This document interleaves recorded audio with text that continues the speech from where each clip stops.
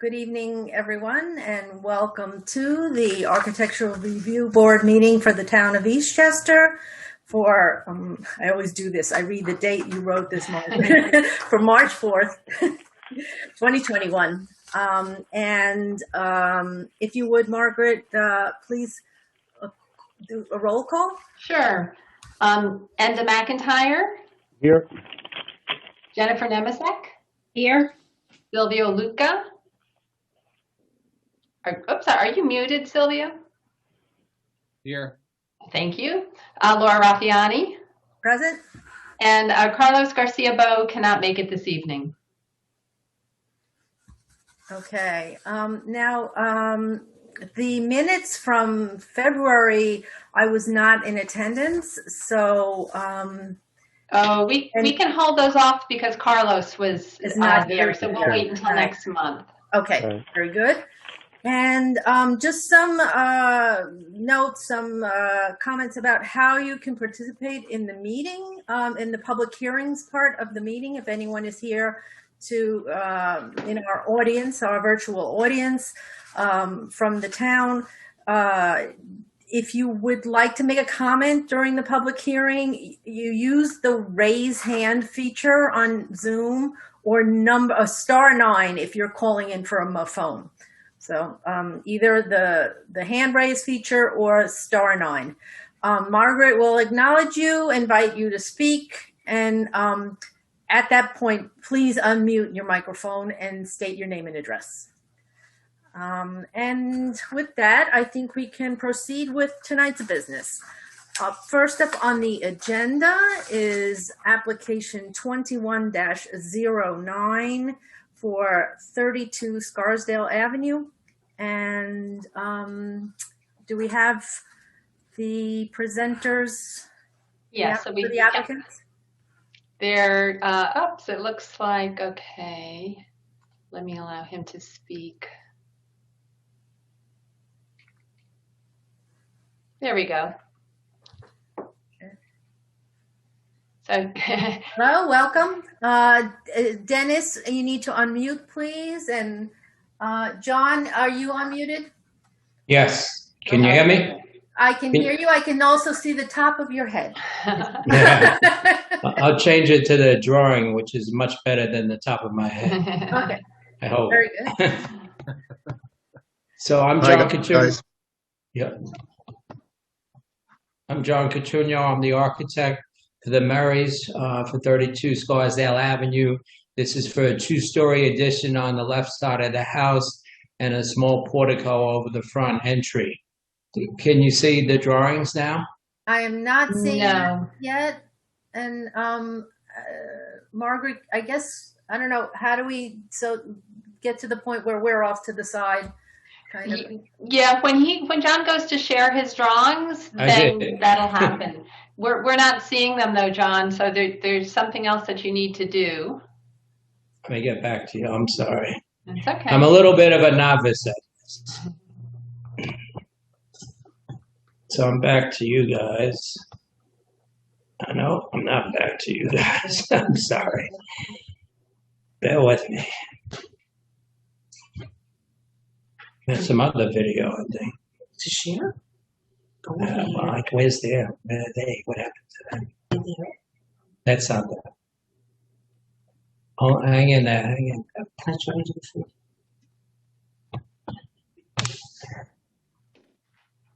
You're sharing your screen, right? That's not that. That's something different. That's unrelated. I didn't press share screen. Maybe I don't know. I thought I did. Let's see. You have to get back to the Zoom. Okay, 1 second.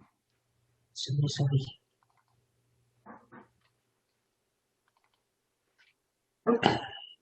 Get rid of that. Okay, I'm back with you guys. I'm about to press share screen. Okay, let's hope it works. What? Oh, good. Yeah, it's coming. It's on now. All right, that's the first sheet, the title sheet. It just has the zoning analysis, that kind of stuff, some calculations for gross floor area.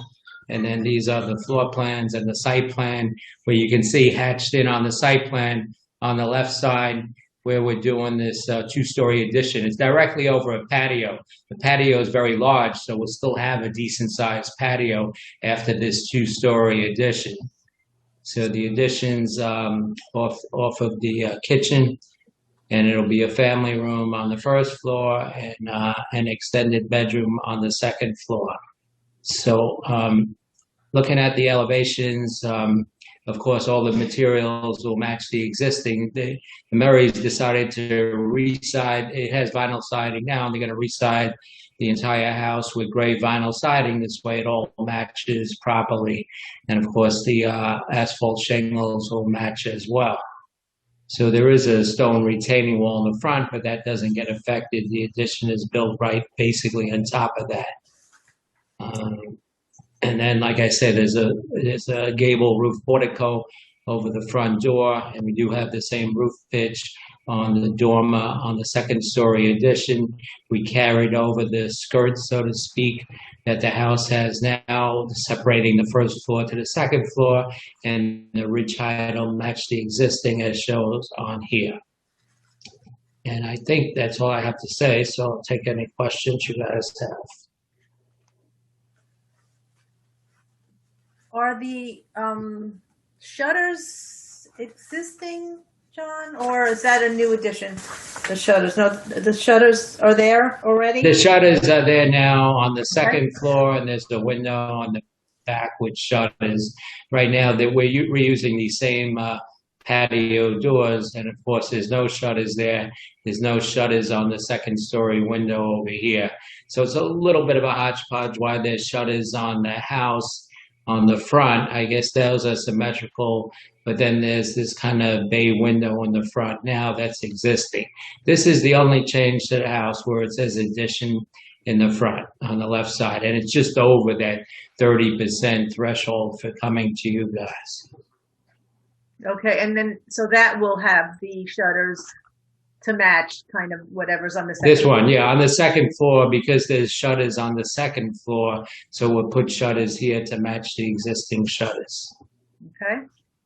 And the plane of that addition, that part of the addition, the gable there, that is a little bit closer to us, right? Yeah, it projects. It projects closer to the street than the house does. That's why there's more. That's why you get bigger windows, which is required egress windows for the bedroom, and that's why it juts into this roof over here. You can see with the pointer, right? Yes. The pointer, you can see that when I. Yes, yes. Okay. You see your mouse. Again, I'm a little bit of an arrow. office when it comes to this. Okay. Mouse, that's what I'm saying. Yep. And if you could just scroll a little bit further down, because we're missing kind of like the bottom part of the page. I'm just not sure if there's something there that we should be seeing. There's a little bit of a, yeah, in the lower right-hand corner. Is there any important information there in that sketch? Not really. That's the rear elevation. Okay. Which is this, looking at it from here. The part. Okay, got it. Yeah. All righty.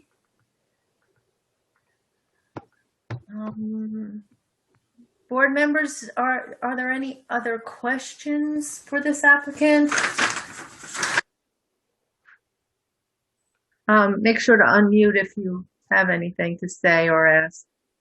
Yeah, can you just scroll down and let's look at the roof plan for a second, John, please? The roof plan? Yeah, don't you have a section through the yeah, the section. Yeah, that's the section. Scroll up, you mean? Yeah, scroll up, not scroll down. This is the section. Okay. And you want to see the bottom half of that page? Oh, there you go. Right. This so is I guess the section. That's just the T. Okay. So that's the top of the ridge. Yeah, we're matching like the ridge. It's flat. And so your section is cut right through the top of the ridge. Correct. That's not a flat roof. Correct. Yeah, which matches the peak of the house. This is the roof line beyond. Right. There's no flat roof per se. That's just There's no the top flat peak roof. of the No, ridge. no. Right. Right, correct. Yeah, that's where that section was taken. Right. Right through here. Right through here. Got it? Right. But yeah, the roof line beyond is this angle here. Mm-hmm. But when you take it in through the dormer, it looks like in section like a flat roof because it's cut right through here Right, and straight down. But that's this the is reason. the roof line that you see. Right. That same angle the house has now, and then it goes back, the house. That's the Right. shape of the house now.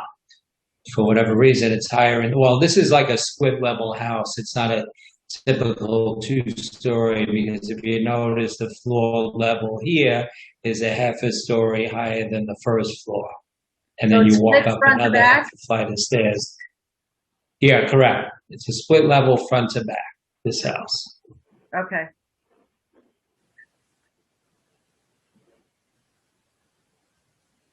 Alrighty. Okay, so it's just really the kitchen, family room, the new addition. That's pretty much and a second floor bedroom, right? Right, correct. Okay. John, are there any other, is it necessary for any HVAC additions or other, mechanical kind of things that you have to do because of the addition? No. Okay. No, we're going to tap off the existing system. And it's sufficient? We're going to use the existing systems. And you don't have to relocate any outdoor stuff? No, it must be in the back because I never saw it when I was over here. Okay. All righty. Folks, any questions? If not, I'm going to open up for the public hearing. So I would like to make a motion to open application 21-09 for a public hearing. Second. All in favor? Aye. Okay. If anyone wants to talk or has any comments, please raise your hand. And it does not appear that anyone has any comments or questions. Okay. And when Margaret says, just an FYI, when she says raise your hand, that means not physically raise your hand, but press that button that says raise hand. All righty, so if there's no one there who wishes to voice any questions or comments about this application, then I'd like to make a motion to close the public hearing for application 21-09. Second. All in favor? Aye. Very good. All righty, any other further comments or questions from the board? Guys, no? Okay. So then I think we can move this application on to the planning board. Margaret, I don't think there were any comments or questions for the planning board to take note of? No. Okay. So then I'd like to make a motion to send application 21-09 along to the planning board with the recommendation of approval. I second. All in favor? Aye. Aye. All righty. Thank you very much, John. Thank you, McNally. Thank you. Oh, I'm sorry, Thank you. Murray's. Why did I say McNally? Sorry, brain. But good luck with your new home. Thank you so much. All righty. And the next application we have tonight is application 19-42, which is for the property located 5 Ray Place. Okay, I'm getting them on board. Hold on. Welcome to the meeting tonight.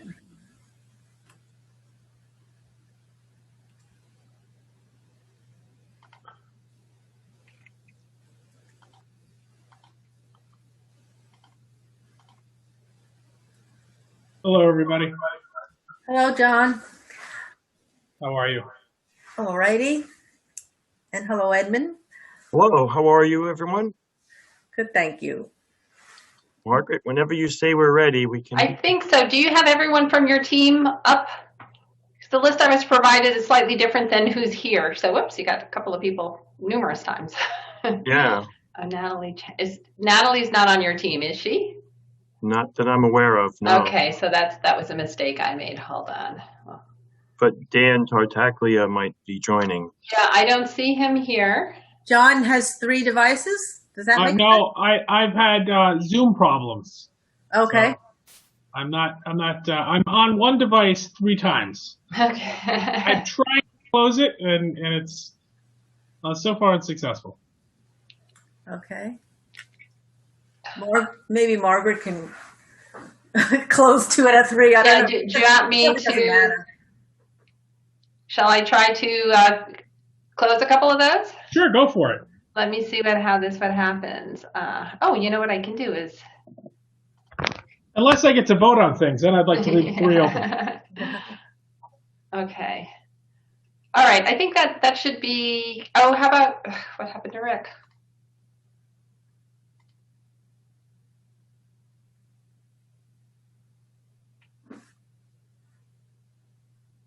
Oh, I think.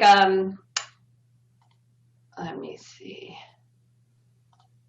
By doing that, I think is Rick just calling in? I think Rick is just watching. Watching. Okay. So I guess you're ready, Ed. Thank you, Margaret. Good evening, members of the board. My name is Ed Vogel. I'm with Warshauer Malusi Warshauer Architects, and we'll be presenting the architectural portion for 5 Ray Place. With us today, you've met John Saracino. He's with Augustus Development as being the owner and developer of the project. And Rick Bolender is from JMC, but he's just watching the program, the site engineers for the project. At this point, I would share my screen and we can begin with an overview of the project. And we do have an animation toward the end to walk through as well.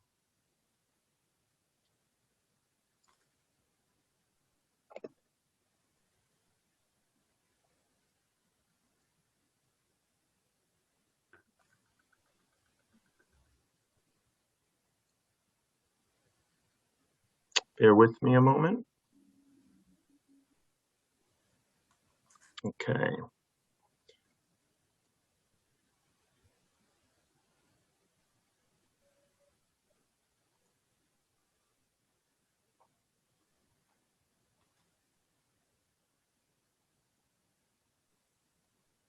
And here we go. This is 5 Ray Place. It is obviously in the town of Eastchester, and we'll begin to speak about the architecture as we go through the project. And allow me then to just work my way through the slides. The project is located off of Ray Place, which is near the intersection of White Plains Road and Brook Street. The project is situated between the commercial core and a residential neighborhood, which is further to the south and to the west of the project.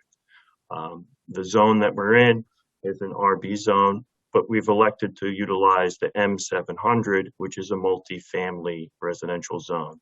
It's actually well placed as a traditional zone element between the commercial strip and then the residential, which is just to the south and west. And there is a few buildings that house residential right next to us and border us as neighbors. To the south of us is the Chico's supermarket, which just recently opened. Just to the north of us is a CVS, and this is their parking field. Nope, too fast. We'll just zoom into the site a little bit here. So you'll see that Ray Place has an interesting topography. As one drives up Ray Place to the south, it crests up to a knoll that exists naturally in the terrain. The site itself is stepped with retaining walls and some rock outcrops. We've nestled the project into those existing terrain conditions. There are 2 existing parking lots currently there. There's what we call the lower lot, and then we have an upper lot. And the upper lot is connected to a larger surface lot with a property owner just to the south of us. So utilizing the driveway entrance into the one parking lot and utilizing the grade as it is at Ray Place for the upper level of our parking, which we'll describe as we go through the plans. I just want to also note that the RB zone line runs just to our south and west. And then there's the R6 zone, which is the residential area that I mentioned, single family homes. Because of that, there is a setback and it crosses over our property, which is where my cursor is right now going, and then it arcs around the corner. So it's only partially over the building.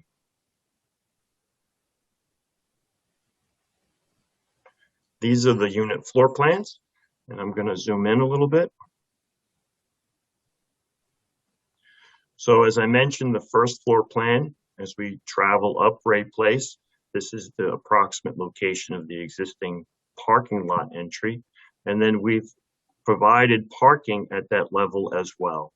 Part of the parking goes beyond the building footprint. So the building itself above is, as we follow the cursor in this format, we have lobby and entry.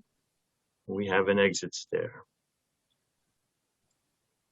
As we work to our second floor, you enter at that upper level of the parking, and then we slide under the building with additional parking. Again, we have our elevator lobby for the residents, trash compactor room, and building services. Here you can see the stair arrangement, one next to the elevator and one, as mentioned, down below.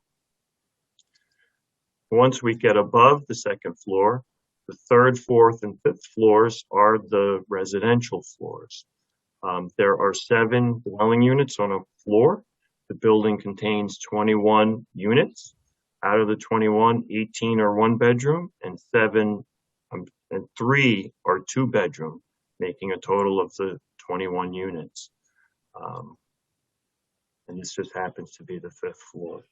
We do have a roof amenity, as you can see here off to the side. So the features of the elevator and the 2 exit stairs do crest up onto our roof. And this will be where the mechanicals and then a roof terrace and some green roof will occur. I'm showing here that arced line, which was the setback between the residential, from the residential zone over onto our RB or M700 zone. And that relates to this diagram here, which is just a diagram indicating how average grade was calculated. Since we have the setback from the residential zone, we did 2 different calculations. One for the underlying base zone, as we come across the 4 corners, and then we have a second average grade calculation, which is just in the setback area. To describe the building in section, we have this down here as a diagram. Parking on that first floor, as you can see how we will relate to the existing grade. Second floor relates to that upper parking field, 3 levels of apartments, and then the roof terrace. There are some retaining walls on the site, and we're trying to honor those retaining walls, both that cross our site and border our site to minimize our impact to the surrounding properties.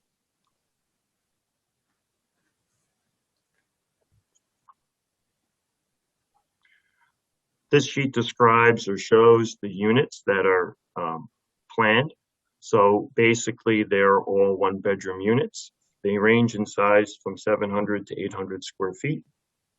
And then there are 3 2-bedroom units, and they're roughly 1,000 square feet in size.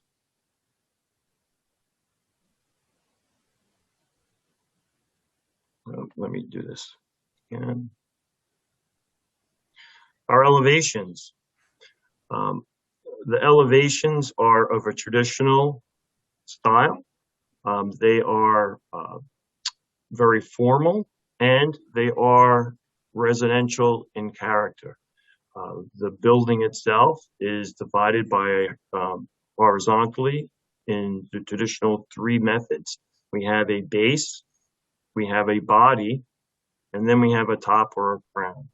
The top or crown is sloped roof, as a mansard is.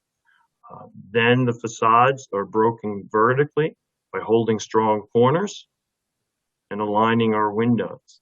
The center one here starts to work and highlight our entry into the building. Then vertically, we're punctuated by the window bands, and the windows then align. The materials that you see here is that the base is a rusticated stone. It is a concrete veneer, veneer brick, or stone. We have brick comprising of the body of the building. The top is a metal panel in a diamond shape.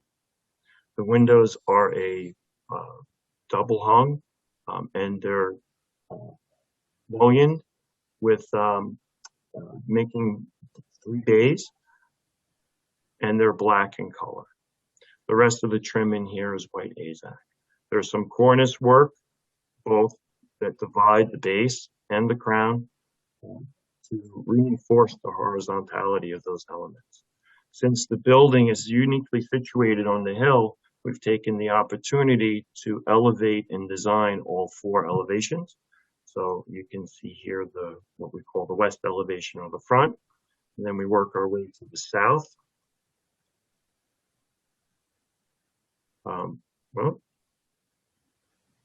Which works our way to the south. Again, we're holding the strong corners. We have the horizontal striation and then our vertical elements.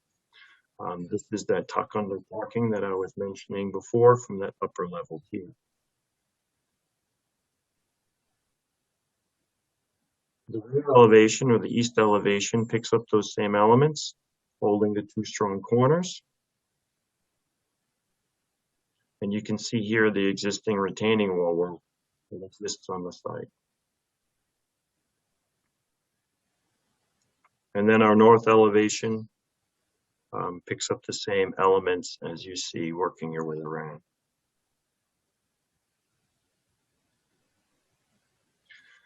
This is a rendering looking from Ray Place toward our building. This picks up the materials that I mentioned earlier on the facades. So it gives you a better representation of this in 3 dimensions. I'm going to move on to a view that we had developed from the CVS parking lot, which is more or less the intersection of Brook Street and White Plains Road, toward the project site.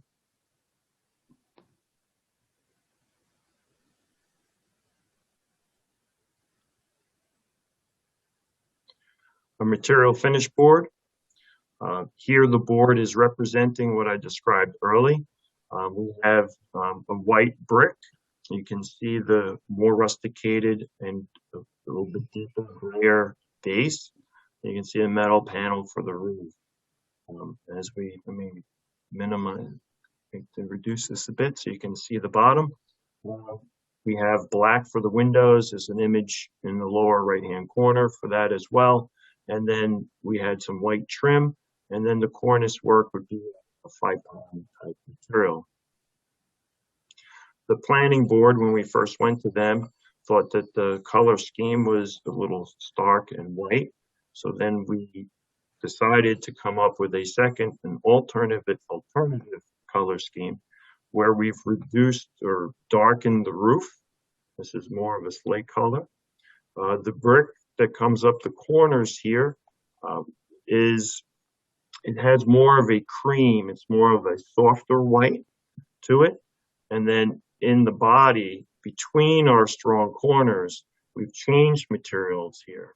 And the material has become a cementitious siding, such as a hardy siding. This is a cobblestone in color. So although it is light, it is moving more toward the tannish range. And then we also have the trim, being the cornice, remains the same, and the black for the windows.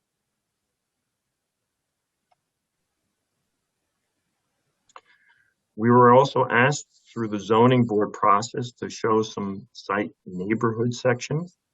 There is a section that is cut from east to west, looking in a southerly direction toward the Chicos. So as we work from left to right across the section, this here is White Plains Road. These are some of the picking up the street shape and vocabulary along White Plains Road in our vicinity. This is a retaining wall and the Ticos here in the background, and then in brown you see our structure. Ray Place runs up and down, and then you can see the contours as it transitions to the Enclave, which is our neighbor just to the west.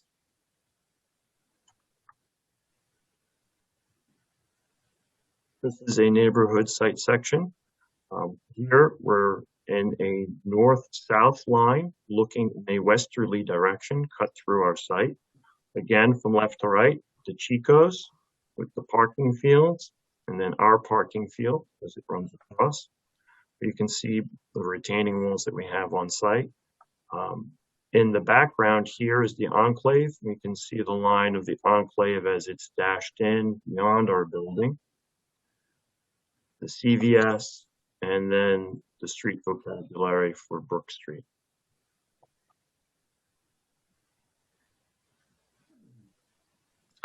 These are a couple of stills right now from an animation that John Meyer Consulting put together, JMC. These were probably the more talked about views, so we've provided them in our presentations as we've been making them to the various boards. This is looking up Ray Place. You're looking at 5 Ray Place on the left here, and then you had looking at the Enclave here as our neighbor.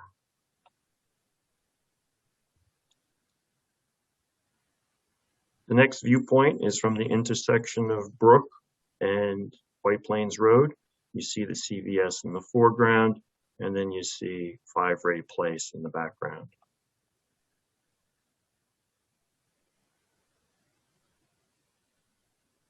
And then directly across the street being White Plains Road. This is the parking field in front of the CVS. You can see the retaining work that exists here, and then some of the walls that exist partially on our site, and then partially off of our site.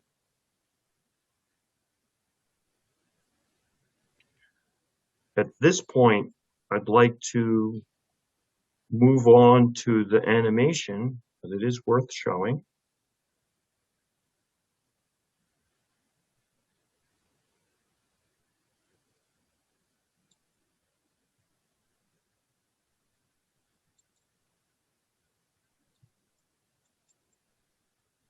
So this is an aerial bird's eye view from the south looking north as we swing a little bit to the west. The subject property is right here. The Ticos, the Enclave. Now we're going to start to bring you down onto Brook Street. And you'll get a sense of the street shape. And then we're going to rotate toward Ray Place and then travel up Ray Place. You can see here the Enclave as our neighbor.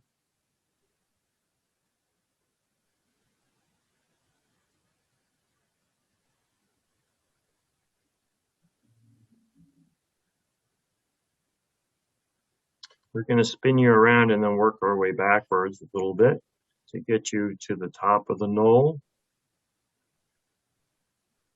And once we're there, we'll bring you back down Ray Place past our building.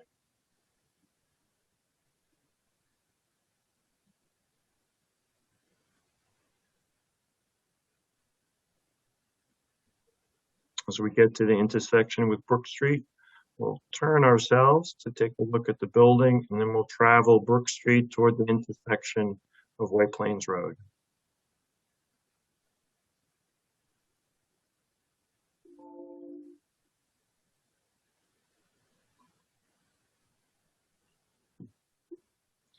Once we reach the intersection with White Plains Road, we'll turn in a southerly direction and travel past our site.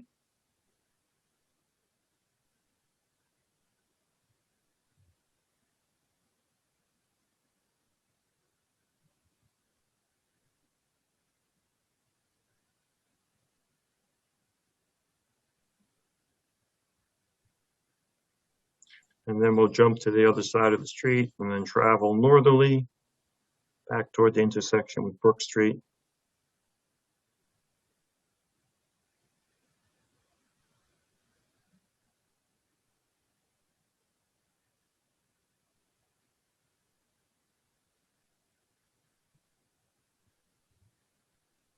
And that's where the animation will turn and end.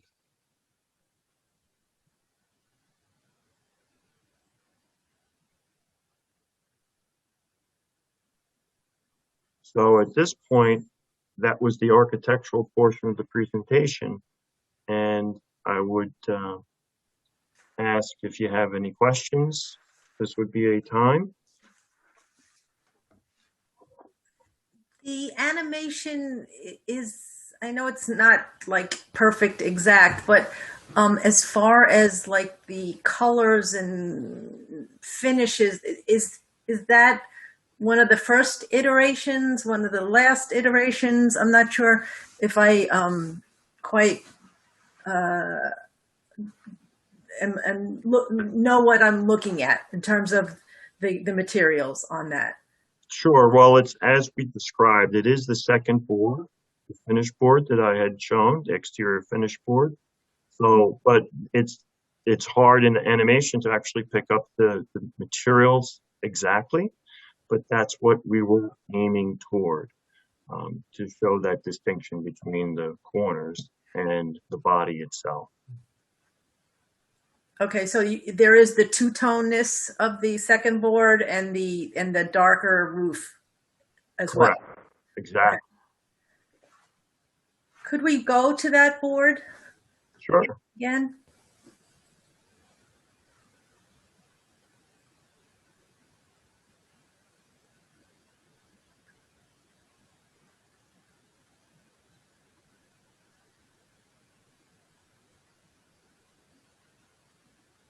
Bear with me a moment. Sure.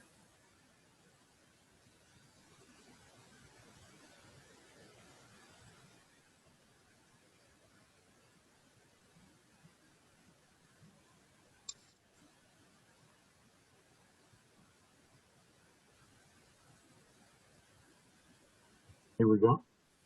Okay, and that metal roof, it has that kind of honeycombish feel? Correct. We were looking Orange peel. Mm-hmm. And it's got a texture as well, right? Like a It has a honeycomb? texture. It has a right. It has the same right. Someone mentioned it on the call. Orange peel texture to it. So I have a question, Edmund. First of all, I think you did a really good job walking us through the project. Giving us a pretty in-depth sort of perspective of your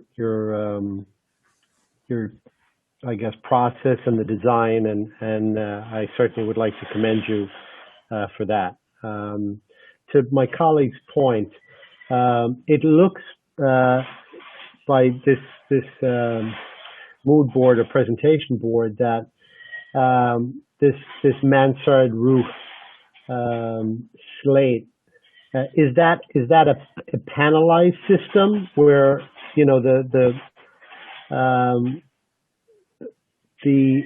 I guess the look you're going for does that come in panels or individual slates? Because I certainly do I do like the architecture. I do like the look of it. I think it's very well appointed. But I just kind of want to understand this just a little bit better. It looks like there's almost like a semi-gloss finish on this, and maybe you can speak a little bit more regarding that.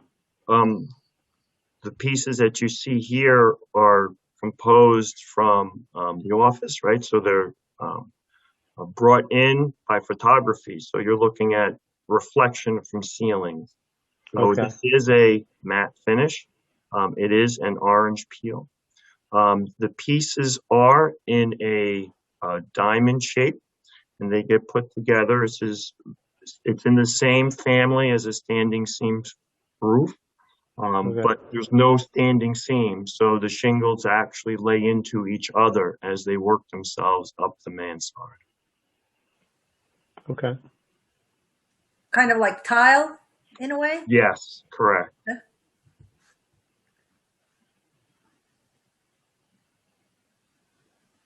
And from your perspective as an architect, this is like the beast. This is the second combo or whatever, and then the other one being the first combo. Which one is your choice? My choice would be for the darker version with the two-tone. Okay. It adds a So little bit of well, they're both residential in style. They both provide character. One's a little more formal, being more stark, more white, more proper. Here it's becoming a little more earthy in tone. It's still formal. The brick is still going to be white, and the color, it's a subtlety, right? So it's more of a texture element, where you have the brick and the mortar joints, and then you have the horizontal clapboard appearance of the smooth textured cementous siding. So it is the hardy siding is it's clapboard, but you're saying it's like a cementitious. Is it, how wide are those boards? They come in a range where does it say up here? No, so it's probably between a 5 and a 7-inch exposure. Okay. And again, that's something that was, that was sort of discussed with the planning board initially. Was that it, to sort of go in that direction as opposed to your first choice, which was brick on everything? Correct. That was a recommendation from the planning board, to tone down the white. Margaret, go ahead, Margaret. Yeah, no, I don't recall, and you can correct me. I think the planning board just talked about the color palette. Because the building isn't a prominent location, I think they felt that the lighter, whiter, starker color palette just might be a little bit too stark, and they recommended toning it down. But unless I misunderstood, and I don't think, unless I'm wrong, Ed, I don't think that they did discuss like hardy plank versus brick or anything, did they? It was more the color palette. You are correct, Margaret. It was the color palette, toning it down. We took it a step further than to change the material. So the planning board didn't really discuss the actual materials. No, but we did present this as a color palette with these materials listed here. So they were aware of this alternative. Yeah. And they definitely wanted to defer to the ARB as well in terms of your opinion on all of these issues. Okay. Yeah, I'm not 100% convinced on, the introduction of the clapboard siding. I don't see this building with clapboard siding. I know these recesses are kind of almost sort of in the background, and they're not the sort of primary prominent, I guess, columns of architecture, which are the corners and the sort of central vertical elements. What you're proposing as the deeper shade are more set back. I don't disagree with the planning board's comments regarding the gradations of color. I'm just not 100% convinced that the introduction of a 5 or a 7-inch clapboard is the right solution here, and that's again open for discussion. I think you know, that are they they're overlapped like siding you would put on a home, regular siding? Are they just, do they have reveals where, you know, it's you know, it's more of a stucco type reveal finish than a lapped finish like you would see siding on a residential home? Edmund, like, do you have an opinion on that? Sure. Well, what the intent here is for lap siding, as you would have on a home, right? Mm-hmm. There is the possibility of having reveals, right? They could be various in sizes, but that was not the intent here. The intent was to have horizontal siding. To be quite honest with you, the client is fine with both, putting brick on the entire facade. That was the original direction, and we've introduced this as a second element with our client for variety and for discussion. So it's fine as a full brick building as well. I agree with you, Enda, on that. I sometimes have a problem with larger buildings that look like, you know, they're clad in home materials, you know, like they appear unsubstantial by, like, it looks like a stick building built too high, kind of like a stick home built too high, kind of. Whereas brick, I think, gives it that more weight to it and just more of a heavier feel and just better all around. But perhaps the choice of doing a different tone could still stay, you know, with the darker in the recessed areas, just slightly darker tone. I mean, Right. But I agree with you on the material change. I think maybe the brick all over would be better. Yeah, I agree with that too. Can you flip back to, you know, I guess the initial mood board where we can kind of just look at one versus the other? This one, or we're talking about? No, the one that was just up. So option A, I guess. Okay, Yeah. that one. Sure. So really, you had said that you know, you had three bands, which was almost like the aggregated brick, or almost like a, you know, a terrazzo type brick at the base, then in the middle. So your initial sort of design was more lineal in terms of separating the three components of the facade up, right? Correct. Now it's almost it's gone 90 degrees, where now it's more vertical, right, in terms of the color. What we introduced now, the base was still going to be a rusticated and darker piece. Then Right. you had the brick, and then the clapboard would have been in these recesses. Right. So we still would have had the horizontal base, the body running across, and the top, with an introduction of an additional different material. It can be done in color, and it could be done. I think the building is going to read more vertical if it's clapboard, and also by having those two spaces in a darker color. I think you want to make this building read horizontal, not vertical. But that's my opinion. So I think it all should be the same material and as close as possible to the same color. I disagree with the different colors. I think it should be. I'm changing my mind on that one too, Luca. I mean, Silvio. I agree that this has a better feel to it, just all in all, and maybe it's just the colors. It looks a lot more. It looks a lot more elegant, the building this way. Yeah. Monochromatic, and it reads horizontal.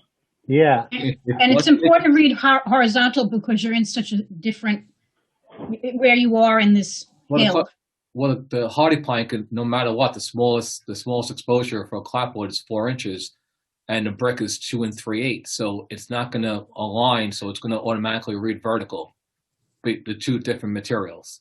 And then you also have to trim out the windows with some kind of AZAC material and maybe a historic sill, in those certain areas, and the color differentiation is going to make the building read vertical. Because if you look at the building, the second proposal with the darker color, it reads vertical.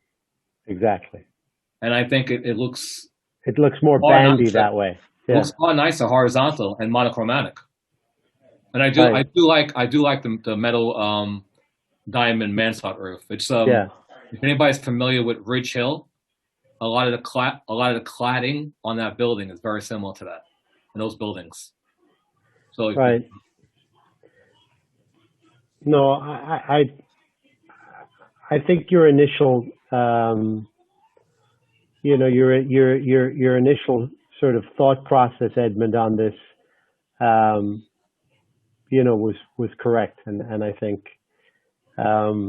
as we've sort of stated, I think it certainly looks more lineal and horizontal, as Silvio mentioned. I think doing it the way, which was option B, I think it kind of almost creates a little bit more of a stripy sort of vertical perspective than that's certainly my opinion. So can I just add one comment again to kind of reiterate what I said previously too? Even though Ed is correct that that option A and option B were presented to the planning board, I really think they were not as focused on a lot of the issues that you're looking at because they understood that you would be looking at these issues.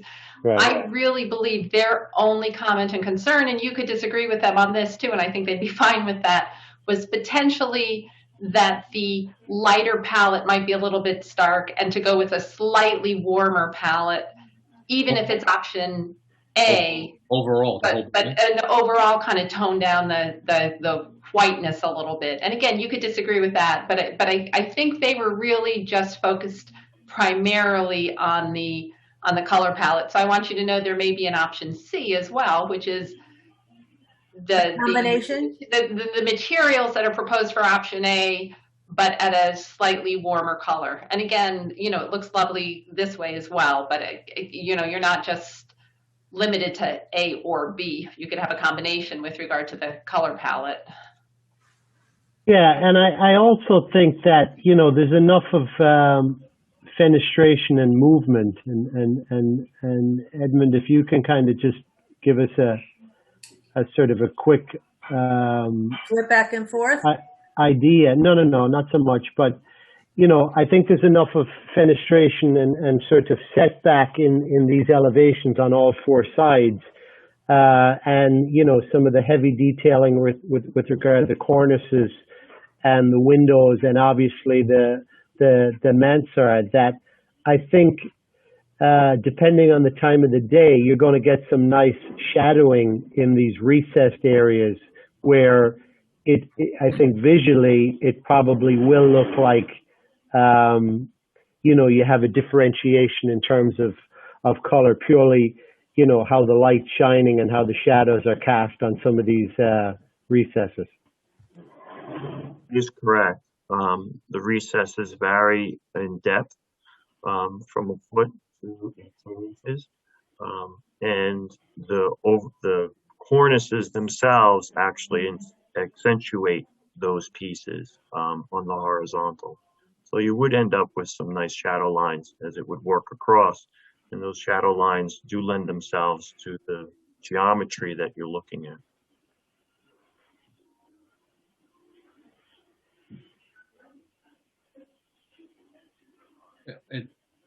The first scheme is a far better scheme, in my opinion. It's elegant. It reads horizontal more so, and also thinking as a builder or maintenance, the two dissimilar materials next to each other might be an issue down the line. The hardy plank you don't have to paint, but still, between where the corners meet the brick and the hardy plank meet, what is that detail? What is the detail around the windows? I think just being brick, that those inside corners being brick and continuing across is a far better detail construction-wise. Mm-hmm. And maintenance-wise, which is probably more so the issue. Yeah, I agree that it should be basically a brick building.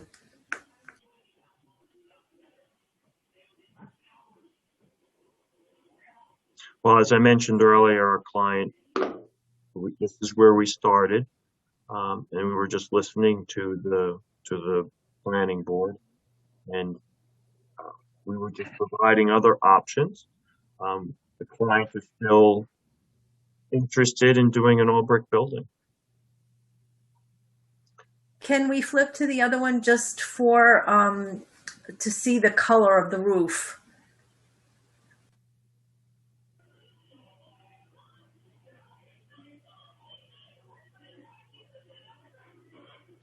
I would classify this color as a medium gray. The rendering, it has a little bit of play between dark and light, just to help differentiate that as you see it. And it has more of a slate-esque look instead of more of a, let's say, like a lead or a pewter type look. Mm-hmm. In this option, would the base stone area be, is that represented here, or is just not represented here, just the different ones, the different areas? Correct. It's basically just the different areas. We did not put in the base stone here. It was going to be similar to A, and being a darker gray. What's the dimension of those? They come in various sizes.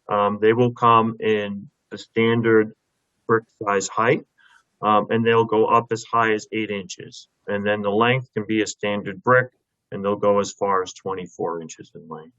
So they're actually, the base pieces are concrete elements, full depth 4 inches to align with the brick above. But they're various heights, or they're consistent height? Like are they all 8 inches? Like almost as the base, right? The base as we see it would all be of a consistent height, right? As a rusticated type of base, right? Can you flip back up to the other one that does include that sample? Sure.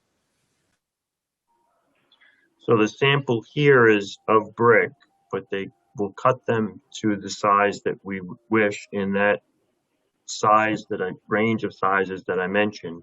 The sample here is showing you the coloring and texture. Okay.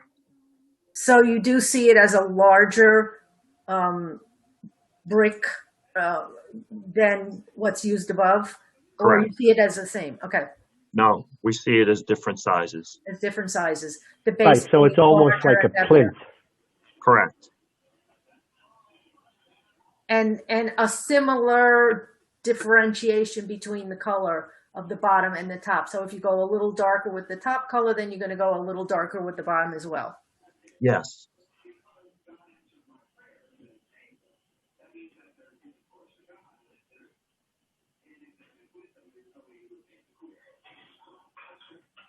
Can we also have a look at the cuts for I think you had some lighting cuts and some other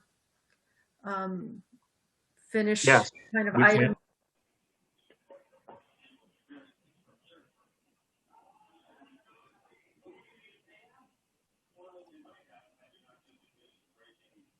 So this is the entry decorative fixture. Happens on either side of the doors. This is a rectangular cube. It's 6 by 6 and roughly 18 inches tall.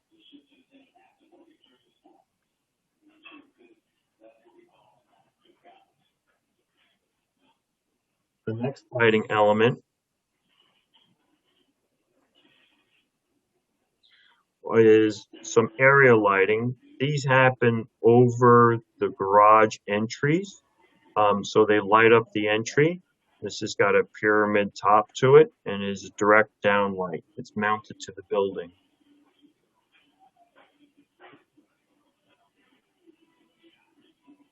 And the last one that I have here is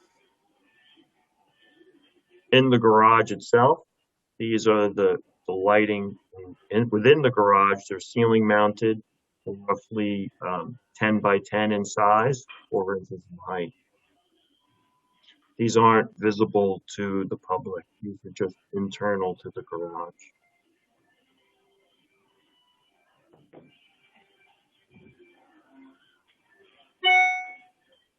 Did you want to see any of those again, or?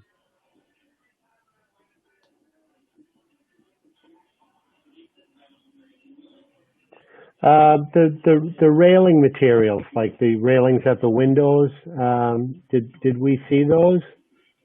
You did not.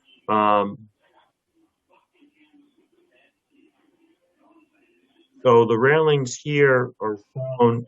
This was let me just go to the second one. This is a version without the railings. Once we worked without the railings, we were inclined to eliminate the railings in front of the windows.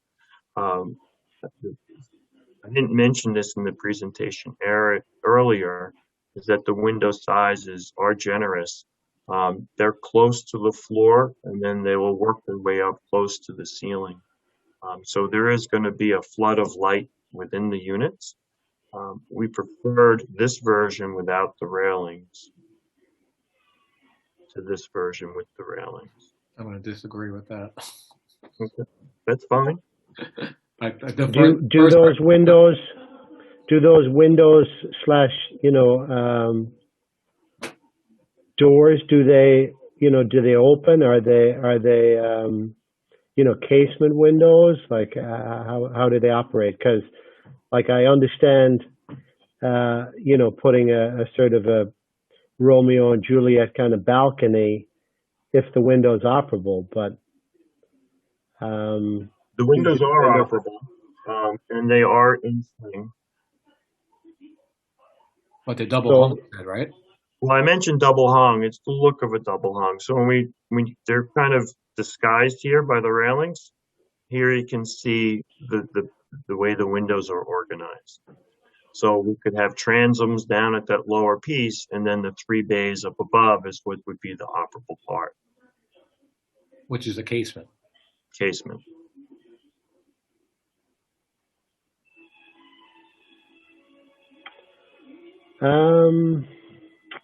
I think it has a little bit more of a sort of richer, elegant kind of feel with the, with the railing.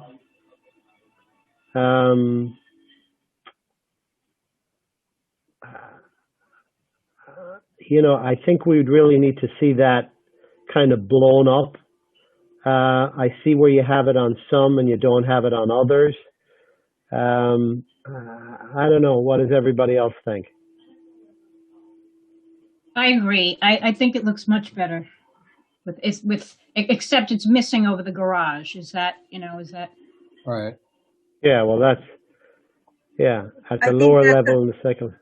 I think that's a garage level, so that's probably why it wasn't put there. Am I right? That is correct. Okay. This is a garage level, and the same here, the same on the first floor. So certainly up above. Well, do you feel, Edmund, it's too busy with the introduction of the railings? Do you think it's just too busy? It did make it look busy. So, and it's another element on the facade. So we thought that peeling that back, and that was the attempt that we had before, and it didn't impact our decision one way or another. And we actually, in the end, preferred it without the railing. Yeah. Aesthetically or financially? Well, aesthetically from us, financially from the client. Right. But also, if you do the railings, the window's going to have to not be casements, right? Well, they'd have to be in swings. Right. Or double hung. Or double hung. Again, I think this design overall is so much more elegant, and I like the railings. Maybe the proportion of the railing would be a little bit lower though. It looks like it's 3 foot by 3 foot, let's say. I think But also, again, you would have to change you might not be able to change the windows to double hungs because of egress. Is that an issue? Um, no, the building will be fully sprinklered. We have an internal corridor and we have 2 egress stairs. So therefore, Okay. we do not need emergency openings through the windows. All right. You know, I think if they can be in-swing windows with some sort of a, you know, a balcony, especially in the size of the windows, I think that's certainly a, you know, that's a bonus feature to the homeowner. I think it allows the outside in and allows you to sort of open up, you know, the window. It's almost like a door opening, and you have the level of, you know, protection and security that balcony gives you. And I do kind of agree that it gives it a little bit more of an elegant, kind of luxurious feel. And I think it kind of, it enhances the overall aesthetic of the building, in my opinion. I would like to see it. I would like to see a blown up detail of maybe a different type of railing so that it doesn't look too busy. And depending on, you know, the selection of the window, maybe you know, you look at a window that has more of a sort of a minimalistic muntin or sort of crossbar in it, so that it doesn't, you know, it doesn't become too busy with the window and the railings. I think it looks like that's the direction you're going in, Edmund, because, you know, the vertical components are certainly weighted more than the horizontal components of the window. So that's my 2 cents worth on that. This actually reminds me of, I don't know, is anybody familiar with driving in the LIE? But there's a residential development. I think it's a Ritz-Carlton development on just off the LIE, and it's kind of got this same style of architecture, kind of reminiscent of a sort of a French chateau with the mansard roofs. It's very similar to this, but I certainly think this is well appointed. Thank you. I also think that whatever you decide to do on the windows, be it balcony or no balcony, or whatever, no railing or no railing, it should continue on to those 2 that are over the garage, or actually technically on the garage, but just for visual sake, it should not necessarily on the lower part, but on that second floor, right above there, it should continue across the same way. It should just be there. Do you know what I mean? Yes, I see it. Okay. Just for consistency, yeah. And, you know, I guess the other thing when you look at these elevations, you know, is there leaders and drain pipes and gutters? How is that being addressed as part of the, you know, Well, the drainage and right. all So internally? it's all right. So what the water is being collected behind the parapets of the building on the flat roof. And then these vertical wall elements are just vertical wall elements. Okay. There isn't really much of a catch area to collect water on. So water is going to be brought in internally. Okay. Well, And just the I'm sorry, Laura, the the roof elements, the higher roof elements are the stairwells and the elevator machine room. Right, so you see three of them up there. There's two stairs that come up and then the elevator machine. The elevator room needs to come up to the roof surface as an amenity for the residents. And with that, Okay. override has to push up as well. So that's why it's a little bit taller than the two stairs. Okay.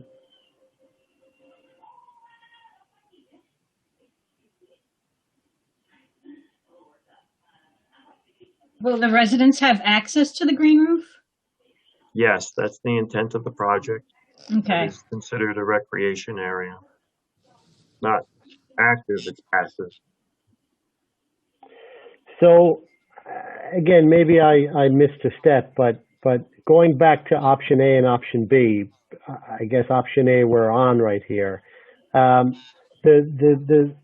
titanium roof, right? Like the metal roof in option A, I guess the first option that we're looking at, which is the horizontal banding color, is the roof, was it intended to be a lighter color than the secondary option, which was a darker color? And because I think we're sort of more inclined to revert back to your original design, which is the the textured base section C, and then the lighter intermediate section, which is B, and then the mansard roof covering, which is A. But in your second option, is that a darker color than what you originally posed?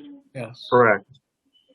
So, like, how do we feel about whether it should be the titanium or should it be the kind of color slate gray?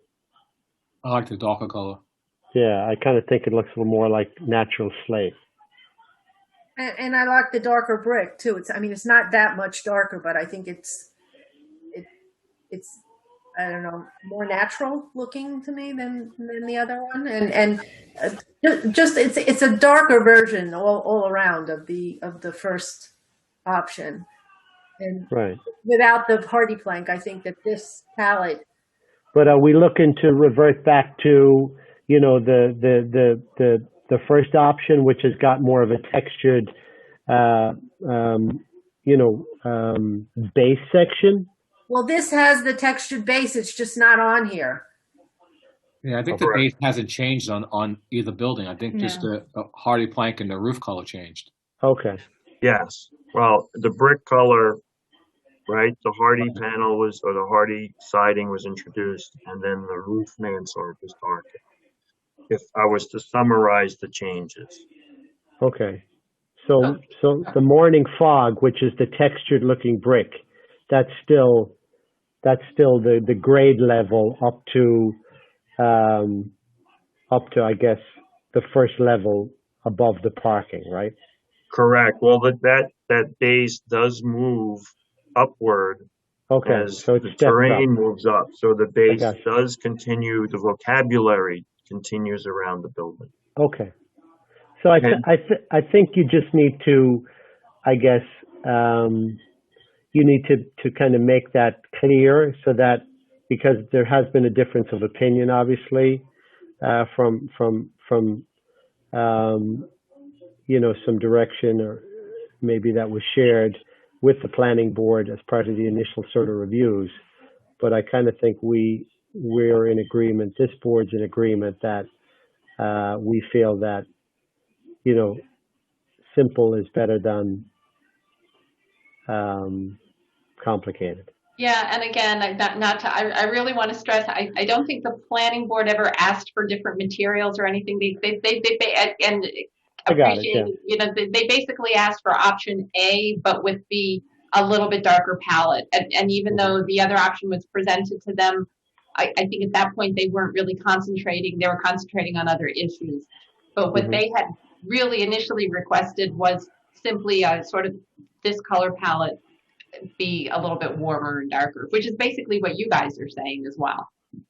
Right. So, just so I'm clear, so that they're clear as well, our collective recommendation is for the roof be darker, like the Mhm. like the B, the brick. Now, Edmund, correct me if I'm wrong, but the brick on this one is lighter, on option A is lighter than the brick on option B? They are both very light. Oh, they're both the same. Well, no, they're not the same. They're both very light. Okay. This brick has a warmer feel to it, so it's in a warmer white, if you want to maybe say it that way. So we'll This go. has a cooler white. Right. It would then be more stark. So Right. that's the difference between the two bricks, but it is a light brick. It is a white brick. Right. I think this has got a little more, it's got a little bit more texture to it. It's got some more sort of voids in it, which kind of gives it a little bit more of a Is that an iron spot kind of brick? look. That texture, is that an iron spot brick? No, it is not. It is actually a clay brick. It's more of a cream color. And then it has a coating, like a frosting over the top. So you would start to read the depth of that cream in the pores of the surface. So that those darker specks is not a darker speck. It's just it's a void in a sense. Right. It's the texture of the brick, right? Okay. So you're seeing the shadow within the texture. Okay. And it's pronounced because the base brick is not white. Right. On the first version, it was white. It was cast white all the way through the brick. Okay. So we all agree that, correct me if I'm wrong, guys, that the roof color we like option B, Mm-hmm. the brick color we like option B, the base color, I'm I don't think not seeing a difference in option B, but Edmund, is there a difference that it would be darker as well? No, they are the same, but as mentioned, we would then work the base to reflect the upper brick right? So we wanted to have the base slightly darker than the upper brick. And then the texture of that base would be rusticated and then larger size, right? Elements instead of modular brick. Not to sort of, get caught in the weeds and the minutia at this stage, but because we're talking quite a bit about what this is going to look like, the grout color in this light brick, is that going to be sort of almost the same color as the brick, so it almost looks contiguous and monolithic, as opposed to using a darker color? Because I think you want to have this almost look Dyed to match? Yeah. What do you think, Edmund? You're the design professional. We actually have the two. Oh, that's your grout, right? Okay. That are in here. Okay. So we had a grout color that would be for the base, and then a grout color for the brick. They were. So, how about the joint? Is it raked like that, like you show, like that? That makes a big deal. You get that shadow reveal if you rake the joint. Right. So we were looking at his typical concave brick, concave joint, right? So standard struck. If we wanted to have a more of a shadow line and slope the idea is to have the water in the joints shed the water in rain. Therefore, we want to have a shape of the joint that allows that to happen. The further deep we rake the joints, I'm just talking about your sample board is not showing the correct joint then, because that's just a rake. That's basically showing a rake, not a concave. Right? You have a perfectly square. Right. Yeah. Well, the sample. I don't think there's any mortar in the joints here. No, I think it's just more of a brick sample done a. That is correct. It's all it is a brick sample board, and then these are strips of mortar joint colors. Yeah. And they're just put together for color. Right. So I kind of think you want it to be as monolithic and as consistent. So I think just a regular, regular brick joint where you're not necessarily looking to extenuate the brick detailing, right, Silvio? I think you kind of want to keep it as simplistic as possible. It's really up to them. Being an architect, I prefer the rig joint because again, it's going to create a shadow line and create horizontality on the building. But again, it's as the architect said, it might be an issue of water sitting and maintenance, what have you. I know buildings I've done in the past that are brick, I rake the joint.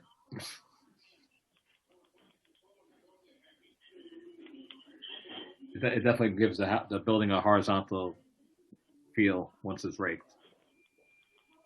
But it doesn't matter to me, honestly. I'm just giving my opinion.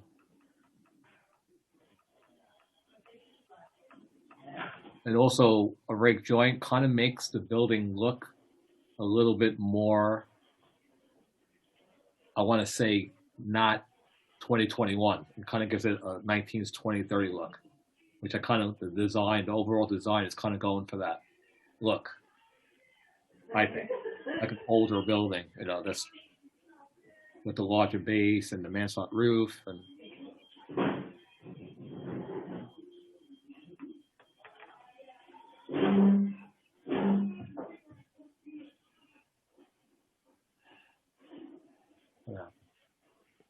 Edmund is a smart man. He's not saying anything, so I thought everybody fell asleep. I am quiet. I'm letting the discussion evolve. Our initial was to have color similar to the brick itself, and then we're just standard concave brick joint.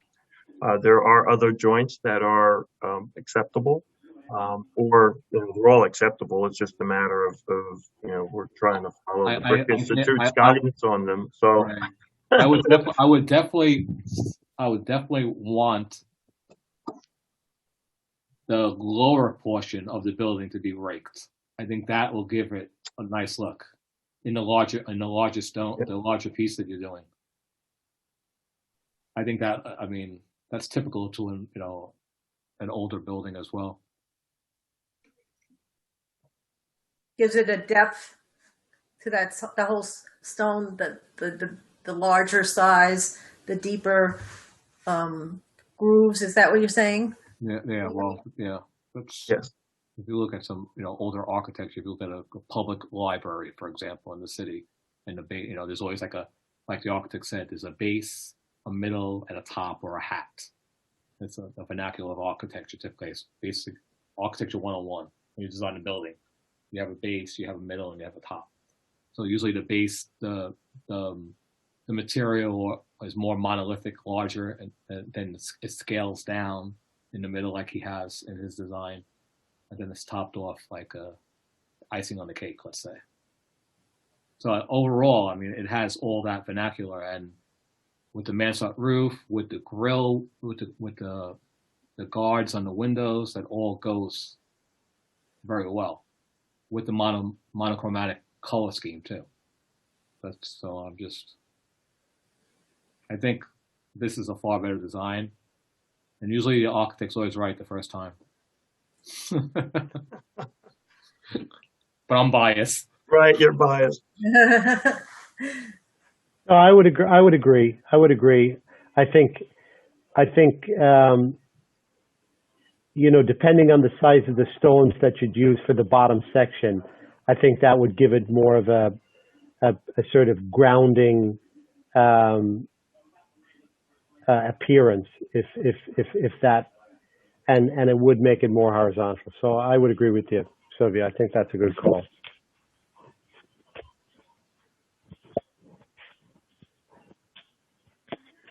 So is there anything else we need to talk about regarding the sort of architectural features? I think that's it as far as questions that I have or comments. Most of all the mechanical stuff is on the roof, right? Correct. They are on the roof. They're behind the mansard as you see them, or as you see the mansard here. Can we see that roof plan again? Sure.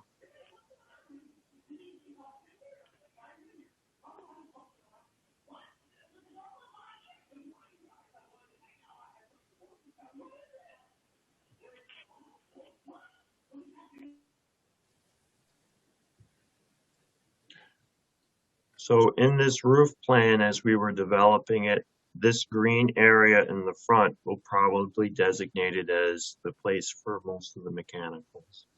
The idea is to leave a portion of this open for residents to enjoy.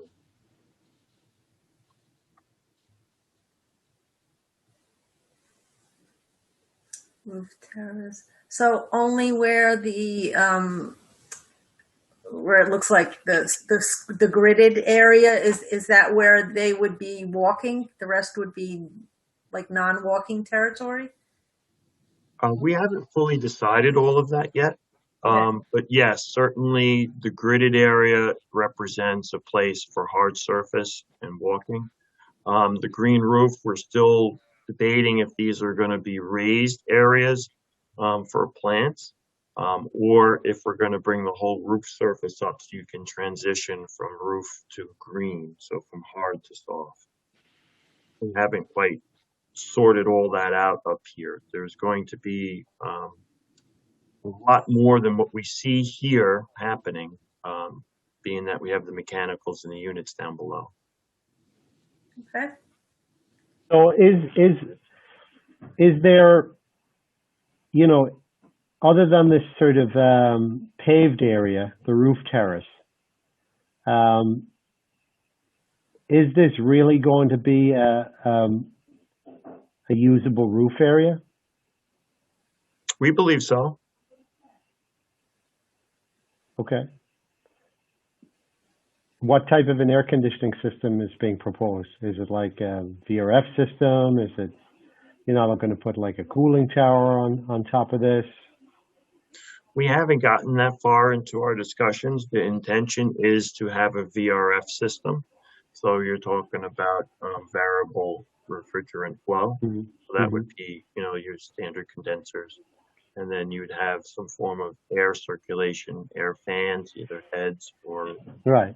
Central unit down below within the unit. Right.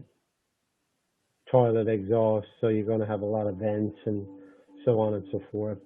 Yes. Yeah. Yeah. Listen, I think if you can have some sort of recreational area, you know, on the roof that's you know, available and accessible, and people can go up and sort of experience a little bit of a sort of green roof and some planting up there. I think again that's just going to enhance the whole experience, and I think sort of, you know, elevate the whole project. So we would certainly look to encourage that, knowing that we have a couple of landscape architects on our board here. I think they would certainly advocate strongly for that. Yes, you're still deciding between whether or not you're going to do intensive or extensive, and would you have any kind of pergola or anything on top of there? At this point, we do not. Okay. Right, so there's no shading devices up here at this time. And then we're also looking at, you know, extensive or intensive. What would be the intensive roof, right? Is that going to be just a nice walkable surface, or is that just going to be more of a bed? We haven't gotten that far yet. What is the, you know, what is the length by breadth? What's the dimensions of the roof? It's roughly 107 feet in length from side to side, and the depth itself, oops, just jumped around, is roughly 70 feet in right, depth. okay. Yeah, you saw that. I was looking for it. Thank you. 70 feet in depth. Okay, so it's a decent footprint. Righty. So, board members, if everyone is amenable, what I'd like to, well, first we have to open for a public hearing more than anything else. So is everyone ready for that? Is there any other questions or comments that you'd like to do? I mean, we certainly have room to do that before. I mean, after as well. So, but No, I think we should open it up and see if anybody has anything to say on this. Here from the public who would like to speak. Again, I'm just going to mention, as I did before, if you want to make a comment during the public hearing, use the raised hand feature on Zoom or *9 if you're calling in from a phone. Margaret will acknowledge you and invite you to speak, and please unmute your microphone and state your name and address. So with that being said, I'd like to make a motion to open application 19-42 5 Ray Place for the public hearing. Let's see, would anyone like to speak? Actually, oops, yes, we have somebody, Patricia. I am going to, okay, and unmute. Patricia, can you identify yourself? Hi, this is Pat Gabriel. I live at 24 Ray Place, right across from where the proposed building is. I have 2 questions and a comment. And the first question is, I'm not sure if this is part of your purview, but the architect mentioned the 18 bedrooms configuration. And I noticed that in the resolution, it said 18 bedrooms, but 12 of them had a den. Is that something that's changed from the original one, or was that always the thing? 18 bedrooms, of which 12 had a den. Because we have always heard 18 1 bedrooms and 3 2 bedrooms, and at the resolution that you posted just recently, Margaret, it said that 12 of those 18 bedrooms had a den. So I'm just curious as to if that's a change, and if it is a change, why it was made or something. Yeah, and Ed, you can correct me, but somebody else had called me and asked me that, and I had at that point sort of forgotten the answer. But I do remember at the very beginning, and Ed can probably focus in on this. I believe the original plans had the dens as well, and so they just all happened to be 1 bedroom. One thing that we did ensure is that those dens are areas that actually don't meet building code standards or other requirements to be converted to bedrooms. So when the building inspector and I were first reviewing the application before it even proceeded to the planning board, we wanted to make sure that what was being characterized as a den could not be converted to a bedroom. And I think if you, Ed can probably zoom in on some of these, they're sort of labeled on the plans as sitting areas. So I believe those were always proposed, and it was just a matter of the original descriptions in meeting notes, etc. Okay, all right. Okay, go ahead. Yeah, I was going to say, Ed, can you show where the den area is? So as you look at the layout, this is the sitting area or the den area. And how large is that? I can't, what's the dimensions? They're roughly 7 feet by 7 feet. Okay. Right, as the square plus this little bit toward the front. Mm-hmm. This one here is slightly larger. The next unit is very similar to the one we just saw. Mm-hmm. This one has a sitting area. Now that's 10 by 6 or 10 by 8. I can't see. It's 10 by 6. 10 by 6. Okay, okay. I just was curious. This unit doesn't have any. Yeah, and again, that they've always been proposed this way. That was just the way I think in my own meeting notes that I characterized them. At some point, I started describing that sitting area as a den, as the applicant had. Okay. Right, and then we have here there's none in this last one. So those are the 6 1-bedroom styles. All right. My other question is, you talked about just recently, like shading on the roof. I'm not sure what shading means, but this building is very tall as it is. If they put some sort of shading devices on the roof, is that going to make it even taller? If they were going to propose any kind of trellis, Yeah. feature or something like that, which they're saying they're not now, that would require planning and ARB approval. So if they're planning to do that, they would need to illustrate that before any approvals and have to indicate what the impact of that would be, what the visual impact would be. Okay. All right. And then then a comment. I do like your ideas of making it all one color. Anything that can make it more horizontal versus taller, because it is a very tall building, and I think it doesn't fit in the surroundings, but that's not my place to say. But so anything that could make it more horizontal, which is a darker color or one color, I'm all for. That's it. Thank you very much for your help and your comments. We appreciate that, and your questions, and allowing this to be a little bit more clear. And just so I know where you are in relationship to this, are you on the other side of Ray Place? Is that where you reside? I'm right across the Ray Place Drive. I'm in the Enclave building. Okay. So right across, when you come up Ray Place, there to the new building is to the left, I'm to the right. So my balcony is going to be looking at this big 5-story plus the bulkhead building, whereas now I look at sky and I get sunlight, and it's going to take away all my sunlight. So I'm very concerned about it. This is the only exposure I have, and it's going to block my sun. Well, hopefully you'll get some in between there. Yep, hopefully. Because it's not right abut against it for sure, but no, but I mean, it's 5 stories plus. It's, if it was a little bit lower, it'd be a little bit better. So I hear you. No, that's not your domain. And I appreciate that. Lauren, do you want to see if anyone else has any comments? Yes.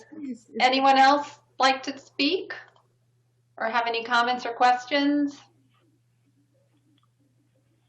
Hold on. Yes, okay. We have,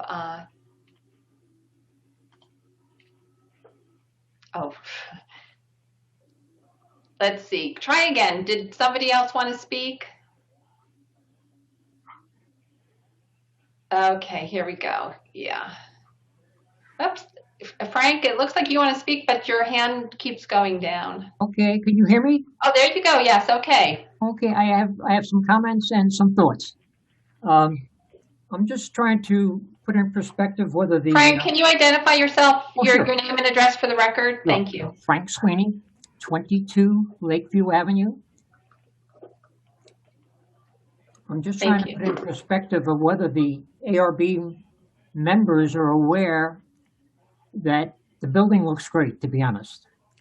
But are they aware that this building does require a significant number of variances, which I'm not sure you're really involved with? Honestly, we're really not. That is completely the purview of the other boards, both the planning and the zoning board. So what we're here for tonight is really just to look at the aesthetics of the building and how beautiful or not beautiful it looks. And so the other parts of this application are really just not under our review tonight. But they will be, I guess, under further review with the zoning board. And I think with the zoning board at this point, they're done. Are they not, Margaret? That's correct. The zoning board did approve the variances, and this will be returning to the planning board to evaluate site plan issues such as stormwater, sanitary sewer, that kind of thing. Okay.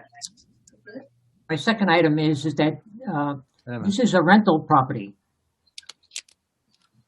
I believe the answer to that is yes, but I'm not going to. Edmund, is that correct? Is this a rental property? Correct. This would be a rental property. And one thing I'd like to say too is it's being proposed as a rental property, but the town and the boards have no legal authority with regard to the ownership of buildings. So that the board I can't face a determination on whether it's a rental or a co-op or a condo, and that down the road could legally change without any board approvals. And not any board approvals from the town, but certainly it's a whole process if that was something that they wanted to do with the state. It's not with the state, yes, but I'm saying that's not something that the planning board or the zoning board has any authority to regulate, or the town board. But it is regulated. Yes, yes. Very, very regulated. Yeah. It's not like somebody can just do that so willy-nilly, for sure. The state protects us in that way, from things like that just happening without some sort of guidance and overseeing that process. But were there any other just two other items? Sure. This is so striking dissimilar to anything in the neighborhood. I mean, this is excuse the expression, a white elephant, in terms of there is nothing near the capacity or looks of this building. And it's so overpowering for the neighborhood that you heard Patricia talk about her sunlight. This is going to engulf that entire hill. If you haven't walked the property by now, it is going to be a landslide piece of apartment house that I think is so overbearing that the people in the local neighborhood, the surrounding neighborhood, really don't realize the power of the building you're proposing. I'm not really sure, again, that we can really comment on that tonight, because it's really just I know there are variances, but I also know that they've been granted already. So at this point, it's kind of a moot point as to that. Well, I think you have some authority in terms of the striking dissimilarity in the terms of the architecture of the building itself. I would think that's your purview. But I think the board just spent quite a bit of time talking about and was very careful in terms of talking about the aesthetics of the building and emphasizing the horizontality, et cetera. So I think that the board as a whole, that is how they've been spending their time at this meeting, is discussing the overall aesthetics of the building. And I do think that it's a beautiful building. I think it's very well done. And I don't think that the object is to get everything in the neighborhood to look alike. I'm sure that the Enclave, I mean, when was that building built? I'm sure it was quite some time ago. In my mind, I know it's been there for a very long time. So it's not like, they're going to put something up next to it that looks just like it, just to make it quote unquote fit in. I don't think that's the object of what we like to see in this town. We do like to see some variation and some newness, and this is not far and ahead newness. It's just what I would think is fairly traditional in nature, but it still is a very, very nice building. So from an aesthetic point, I do believe that, and I think that the rest of the board does too. I don't want to speak for them, but just from my take on their comments and their what they've said tonight at the meeting. Our goal is to not have something stick out, but also not have something be ugly, just to fit in. Any other comments from the board? I just want to make clear, I'm not talking about ugly. I mean, the building looks pretty nice. I'll be honest with you, it does look pretty nice. The only thing is, it's so overbearing that it isn't even close to anything in the north end of town. That's what I'm saying. That necessarily doesn't mean it's a bad thing. I'm not saying bad. I never said bad.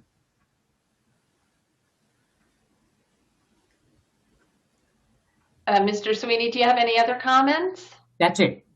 Okay, thank you. Does anyone else, would anyone else like to speak? Okay. Oh, you know, something is happening here with the.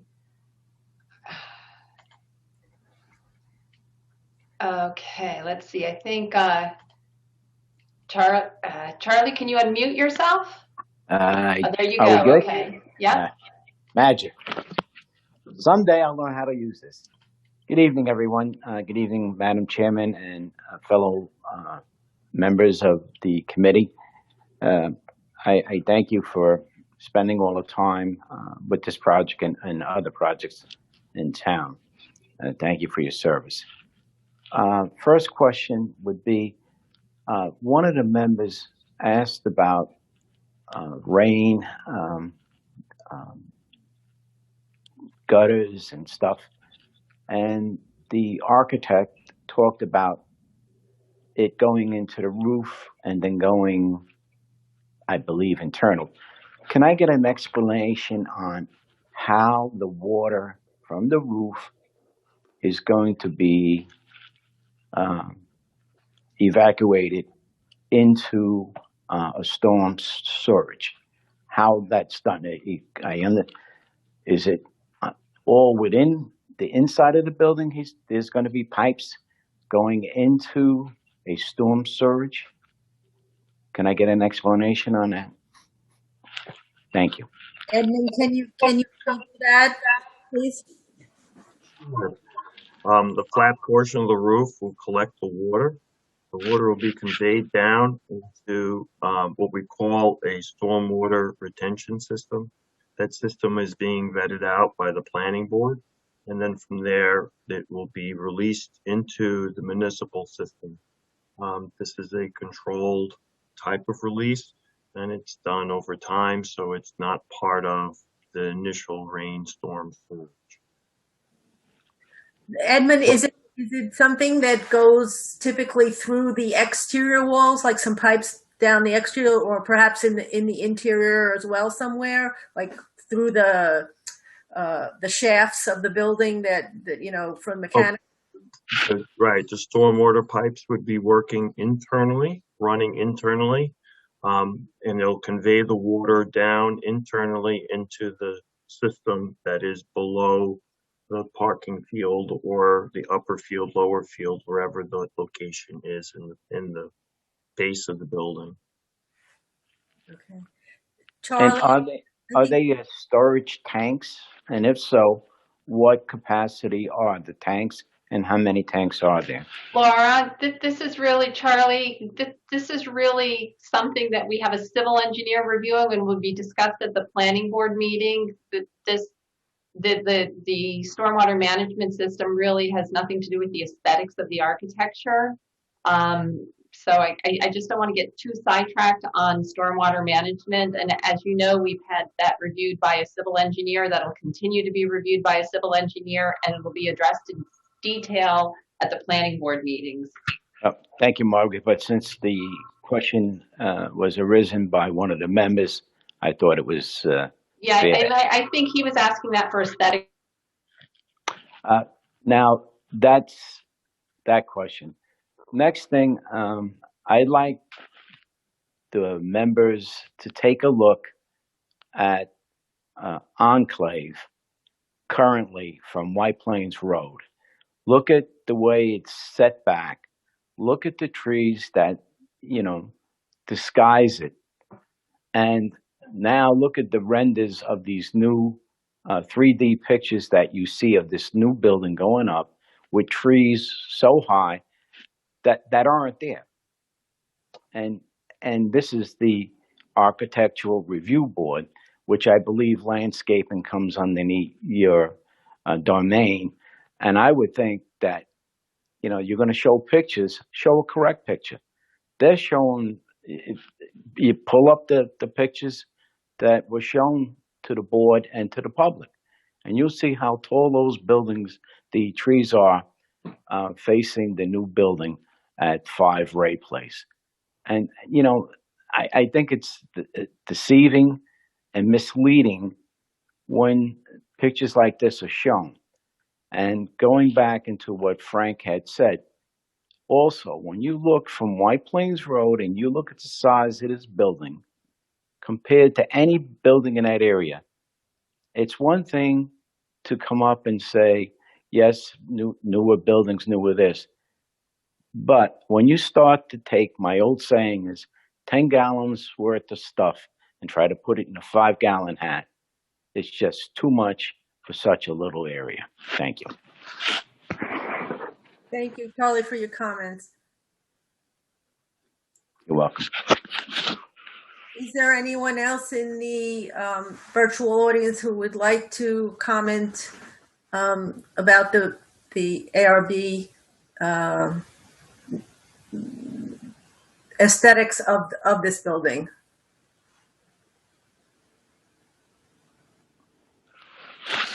Margaret, you're muted. Okay, Patricia has her hand up again. So, Patricia, do you want to speak? Yeah, I just want to know, is the developer going to come back with the renderings of the building, what you suggested with the darker color and all that, or? Yes, probably. Right now, our thoughts is that they will come back to us once more as they go through this process. Okay, because like Frank said, the building is not ugly at all. We're just concerned about the size of it. It's very high, and I really think that you all should come by to the area and see where they're proposing this building, because right now the enclave, you don't see it, I think, as Charlie said, from White Plains. If you're looking at CVS and you look to the left, you don't see the enclave over there, but you will see this building very, very high. And so, yes, not everything has to be uniform in the area, but this is very, very high compared to everything else in the area. And although the building is very pretty, nobody's discounting that, it's just too big for that area. You should go up Ray Place and see where it's proposed. Okay, I'm done. Thank you again. Okay. And then I think Frank Sweeney has one more comment as well. Let's see. Frank, you'll need to unmute yourself. Yeah, I am. I'm done. I do appreciate the courtesy of the board and yourself, Margaret. Thank you. Okay, thank you. Okay, so that appears to be it. Let me see. Yes. And you can, if you do ask the applicant, oh, I have one more person. Hold on. Bill, can you get, Bill? Can you unmute yourself? Yes. Okay. Hi, Margaret. Good evening. How are you? Can you state your name and your address, please? Bill Fioravanti, 24 Ray Place. Okay. Okay. Hi. Oh, So, I just wanted. Go ahead, Margaret. I'm sorry. it's Laura, but is that's on the other side of the street, the other side of Ray? Yes. Okay. Yes. Real quick, I just wanted to thank you and the board for coming this evening, and you guys answered or asked a lot of questions to the architecture, which were very relevant. A lot of different aspects, which I didn't really realize before, what goes into architecture and designing a building. One of the couple things I did want to ask you guys, though, and I know this may be going a little bit out of the guidelines here, but does the ARB have something called, are they supposed to have something called, you guys have something called an architectural compliance, where a new structure is consistent and conforms and is, relevant to the surrounding community. So what I'm saying is, though, is that the architect, I've seen his design many times, looks like something out of Pixar, like a Pixar movie. I don't know if the architect has ever been to this site to see what's going on here. It's a little bit different when you're designing something from your, your business or your office. But I mean, this building here, like one of the board members said, that building, the Ritz-Carlton, is in Manhasset off the LIE. There's a building next door to it. It's assisted living that conforms, and they both match. They sort of conform together. But Ray Place and 5 Ray Place don't match at all. I think there should be some consistency of the way the buildings look in the area. I agree.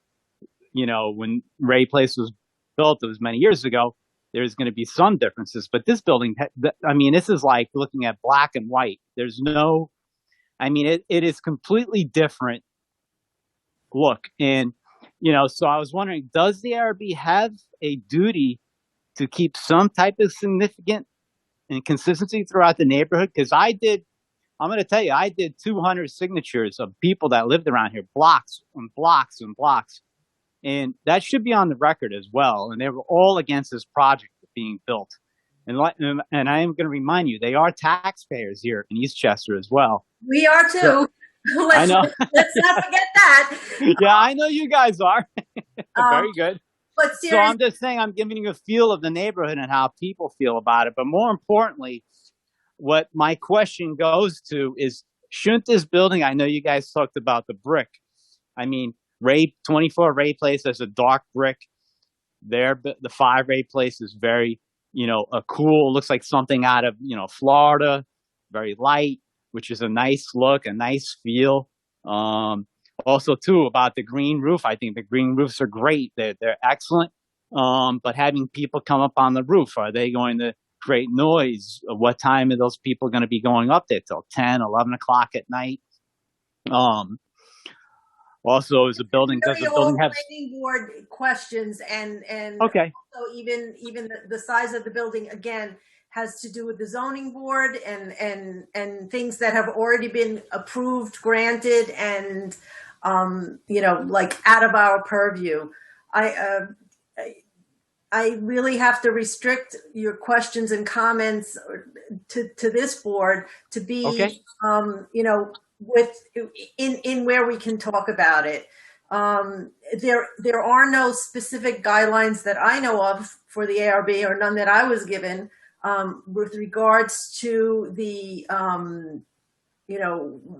whether or not something needs to fit in or not. I believe that there's a general statement in what we're trying to achieve in this town, that the ARB itself, in terms of, making things in the town and new improvements in the town look like they're not here from Mars, but, right. They're not restricted either in terms of, having to make something look, use everybody in the same neighborhood, use the same brick, or everybody, like that's not something that I think in general is what we're searching for either.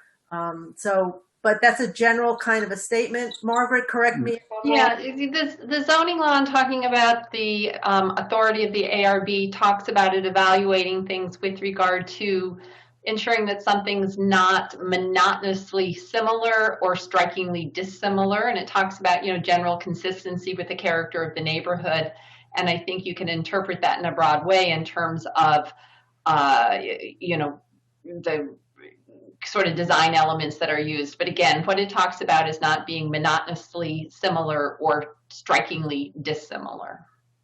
Well, let me ask you, if this building was being proposed on Garth Road, I would say there'd be a big difference between this building and the, 20 buildings on Garth Road. The 20 buildings on Garth Road, I know some of them are very similar to each other, but they are very dissimilar all over the place, having been built in very many different decades of the last century. They also have very different looks, but that's fine. That's what brings character to the neighborhood. That's what. But when you go down Garth Road, I mean, yes, especially the buildings on the train side, they look, they look like they were built like in the 50s, 60s. The ones on the Bronx River look like, 20s, 30s, but you still go down Garth Road and it still has a similar feel to it. It's like all red brick, but you're going to come here and this looks like something like a Days Inn plopped in from Orlando, Florida in this area. And I'll tell you, many people, when I showed them pictures of this, they were like, wow, that looks like a Days Inn. You got to, plop in northern Eastchester here. So my question is really going towards the facade of the building. I think if this building was more like a red brick or similar, a darker color, I think people wouldn't even notice it as much. But being that this is such a light color building in this area, it's going to stick out and not conform with the consistency of the area. But I'm not disputing the green roof and the windows, and the architect did a great job with that, and the size of the rooms and the parking and all that. But just looking at the conformity and the color of this building compare what it's going to look like to the surrounding area, it doesn't conform. Even if you look at CVS has a red brick. And a cream colored ice. I mean, it's there's a lot of difference going around in the neighborhood, which is fine, which is good. It's a good thing, in my opinion. Another thing, just to your point about the architect not having been on the site, I am sure that in order to create this architectural plan and on this kind of a site, especially with the slope that this site has, this architect has been here more than once, for sure. Okay. Just checking. Correct me if I'm wrong, Edmund. But I've been to the site multiple times. We've studied the topography. We've studied the off-site features. It's not something that you could do without having been there, for sure. Especially on the site where it's not flat. It's quite a bit of work here that you're looking at. I understand. So anyway, are there any other questions or comments? No, that was just my comment. My one big comment of the color of the building. That I think if it was a darker color, it looked like a brick color, then it would conform more to the neighborhood. That's about it. And I was just contrasting with Garth Road or maybe even Hartsdale, East Hartsdale Avenue, where a lot of the buildings there look similar. So that's about it, guys. Great job, guys. Thank you. Thank you. And Laura, I do see we have one other person. Okay. Let's see. Dennis, did you want to say something? You need to unmute yourself. Yeah. I think just a quick question. Name and address, please. Sorry, Dennis Murray, 32 Scarsdale Avenue, in Eastchester. So the previous person just said about the color of this building.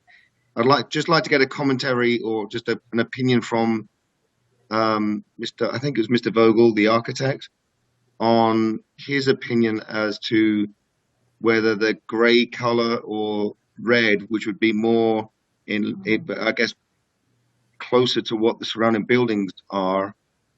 Just get an opinion from the architect as to whether that red or gray is more becoming of the new building. Edmund? In my opinion, the style of the building being formal and elegant and handsome lends itself to the white and gray colors that we're proposing.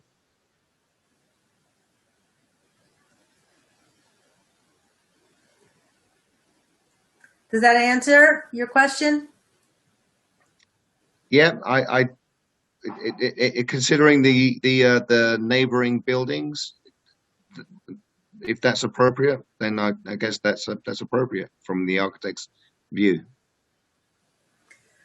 Yeah, I don't think the goal is always for it to be, a nod to the other buildings that are there already, or to be, to be a statement against them. I think it's just in and of itself. This is the building that has this certain character, and this character gets expressed in this color palette in the best way, in my opinion. No, I don't dispute that. Just wanted to get an architect. I mean, the architect's the expert, right? Who just appreciate the opinion. Thank you. Okay. Is there anyone else? Let's see. Would anyone else like to make a comment? Okay. Oh, no. All right, Miss. I have hands going up and down. Okay, we have some repeats. Maybe if Charlie and Pat, if you don't mind, maybe you can consolidate your comments. And this is coming back potentially. So Patricia, I'll start with you. Okay, if you unmute yourself. There you go. I can't consolidate with Charlie because I don't see him. I'm in my own apartment. So no, I meant consolidate your own comments so you're not coming back 3 and 4 times. Okay, well, when things come up, then it brings up a point. That's true. Dennis brought up the fact of the color, and I thought I said it too, that I like anything that makes it look more horizontal. And a darker color, like it's not so stark like the planning board said in the beginning. So even though the lighter colors maybe do go better with the style of the building, consider the people around it that have to look at it and have to stare at this big thing. Maybe darker is a little bit less red in your face. That's all. I know we could go back and forth all the time. I won't do it again. No, that's okay. Okay. Thank you. And then Charlie. Hi. Couple of things. One, I would ask the board if they would continue to leave this open to the public on a next meeting. Second, that if the architect could make up a couple renders of the project itself. In respect, you have drawings number 1 with the screen railing and also that colors. Then there's the number 2, which didn't have the railing, and then what was mentioned tonight by the board. Personally, I think the railing adds to it. It takes away from that flatness of the windows, and I would think the second addition to the color scheme, to me, aesthetically, and again, I'm not an architect, just a local guy looking at this plan. When I look at the second drawings of the plan, where it has 2 different colors, it almost looks like those 5 sections almost look like 5 individual buildings.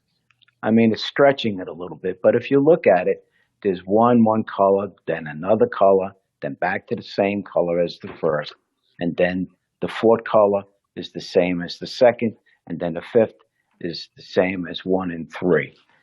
And then with the railing, I think that would also add a little bit more character to it. When you start looking at buildings that are almost white, they almost look like motels and hotels. And I mean, we've all been on different holidays and vacations that we run across these. And if you ever go to a VA building, guess what? It's sort of white. So it is a large project. It is a big building, and I would ask the board to consider asking the architect for, a consideration. And then this way, when you look at everything, perhaps maybe you might want to reconsider not going back to number 1, but possibly number 2, or with the new version on number 3 with the railings. That's my suggestion. And I thank you again, and have a good evening. Thank you, Charlie. Thank you for your comments. Margaret, is that it for tonight? Yes. Okay. So we will be keeping the public meeting open, as we'll be asking the applicant to come back to the ARB with some small changes that we discussed this evening, and maybe a little bit more zeroing in, a little bit more detail on the facade, with those options that we discussed. But of course, we would like to recommend that they do go along to the planning board. I know this has been a long process, and they've been there for quite a while, and they have other issues to work on with the planning board. You know, the stormwater, this, that, and the other thing, and we don't want to hold that up. So, Margaret, just want to make sure and run it by you, because this is not. It's just a little bit bigger project than most of the projects that come to us. Yeah, and you've done that. You did that for Suez, actually, where you sort of reviewed the architectural character simultaneously with the planning board and the zoning board doing their reviews. Okay. And I do think early on in the meeting, especially, you were very clear with the architect with regard to, your preferred options, and I can certainly coordinate my notes with him, and we can go over some of them right now if you'd like. But I think it would be a good idea for the applicant to come back with the new sample board showing, I think it was essentially option A, but with the option B color palette, and maybe more simple railings, a little more information about grout detailing, etc. And then also, actual the currently proposed, and by currently proposed, I mean what you recommended, color palette and materials, and then maybe some more details of dimensions and shadow lines and that kind of thing. But then I think it's fine if they're ready to proceed to the planning board at the March meeting. They could do that, and otherwise they'll be coming back to you in April under any circumstances. Okay. Board members, are we in agreement with that? Yes. Yes. Unmute, Jennifer, please. Yes. Okay. All righty. So that's the status of this application. We will keep the public hearing open so that in the following presentation, they can still continue to speak. The public hearing is not part of the planning board public hearing. They will have their own separate public hearing. Correct, Margaret? Yes, that's correct. Okay. All righty. So I'd like to make a motion to extend this application onto our next meeting in March, but to also in April. I'm sorry, in April. But to also send it along to the planning board for their review for all the other options that they need to review. Okay. Anybody second that? Second. All in favor? Aye. Okay. So I think that's it for this evening. Thank you very much, all applicants, attendees, virtual audience members. We appreciate your input all. And I'd like to make a motion to close the ARB meeting for March 4th, 2021. Second. Second that. All in favor? Aye. Okay, thank you, everybody. Okay, good night. Thank you. Good night. Bye. Bye. Good night.